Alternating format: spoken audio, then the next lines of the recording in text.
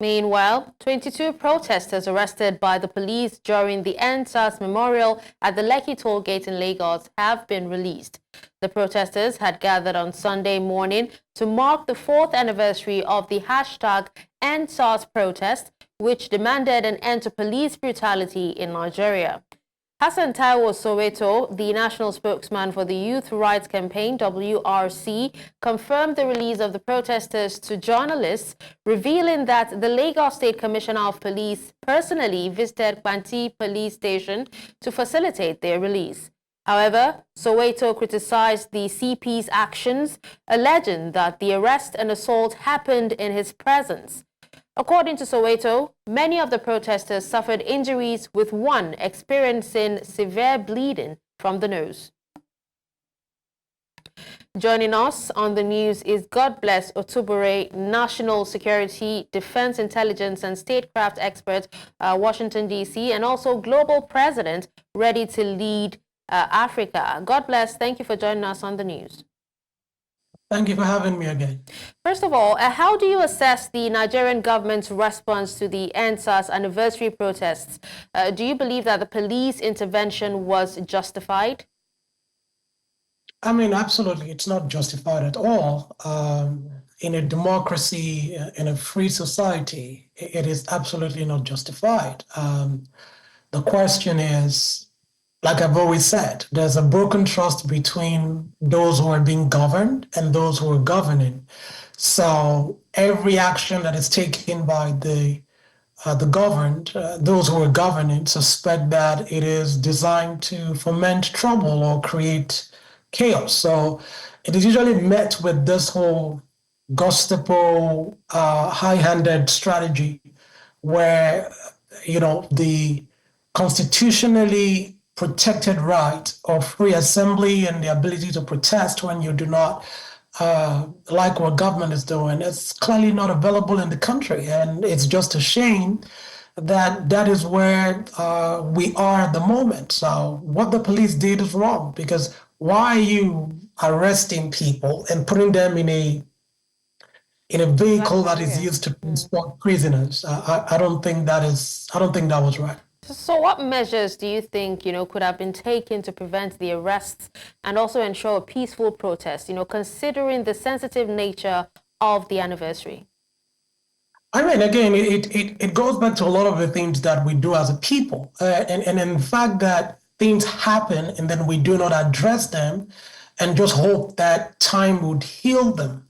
It doesn't work. When you look at the history of mankind, when errors have been carried out by people, what sane societies do is that you acknowledge it, which I think a lot of the subnationals have done so. I think there's been an acknowledgement by the Lagos State leadership to say, okay, something happened, and then there's been, sort of restitution in that regard. But the federal government has to sort of say, you know what, something happened on October 20th, 4 years ago, and we will commemorate it by saying that there is a commitment. And this is the funny thing.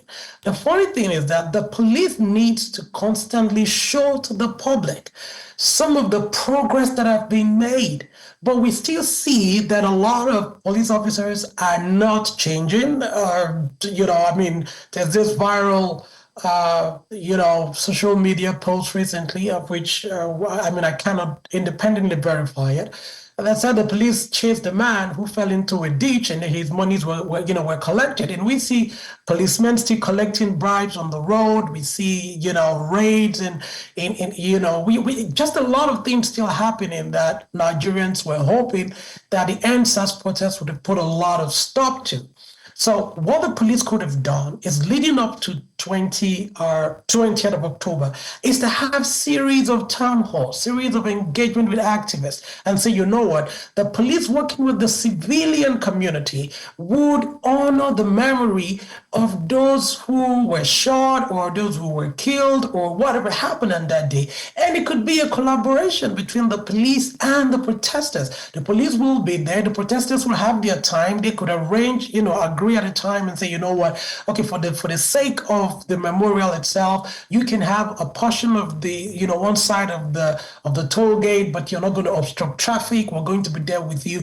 That is what you call police and civilian relationship. That is where policing needs to get to. So if you ask me what could have been done, that is what could have been done. And we wouldn't have all of this, freedom come by struggle. I mean, we have to get past that.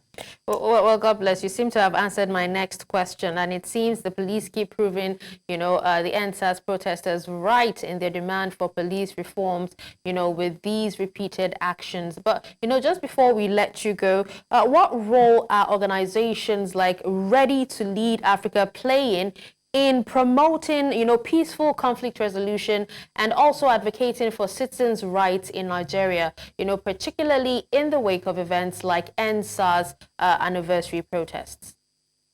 So one of the most important things I think we must get to the basics is that who is the human being? Who is the citizen?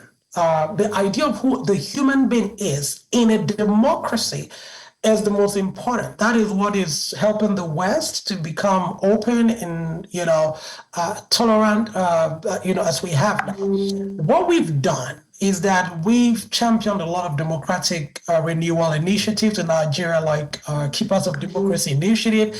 And there's something we're working on with the NYC, which is called the Peace Building CDS. The Peace Building CDS is a strategy where we're working with the NYC to raise peace ambassadors across local communities. What we're doing is that the conversation around peace building cannot be something we do, just when you have EndSARS Memorial or when you have an election coming up, but we want to make the conversation of peace building an everyday conversation, something that young people are taking on and working with communities to improve. So we're working with banks, we're working with, private institutions, government institutions to say, what, we need to see companies that are investing in peace building and recognize them at the end of the day. So those are some of the things we're working on. And just to, round this off on my part is the police must understand that the most important factor in every democracy are citizens. And if citizens don't have the right to protest, that is not a democracy. You have an autocracy. That's not what we have in Nigeria. Is that we would go back to the dictates of how the Greeks, how the Romans, how the Athenians, the Spartans, how they conceived the idea of democracy, the rule of the individual who is making up a society that gave up their rights to be governed. And the government cannot be bigger than the people. That is when we will respect individual freedoms and the police can become part of the process. Because what are we protesting for? At the end of the day, we said police reforms, better salaries for police officers respecting the rights of citizens. You cannot just kill a young man because they're carrying dreads or because they have laptops. And if we now say, let us even mark the occasion of the error, you are seizing them, putting them in a black area and treating them as though they are thieves. That in itself is wrong. And I think the next one, I'm saying to the IG of police, next year, let's work together. Let's have town halls. Let's work together and go to that memorial place at the same time. Work together and we can have a peaceful country. And then you can build this trust between the police and the Nigerians that you are desperately seeking. And we won't have all of this freedom come by struggle, but freedom will come by cooperation, understanding, and working together. All right. Well, thank you so much. God bless for speaking to us this evening. Thank you so much for having me.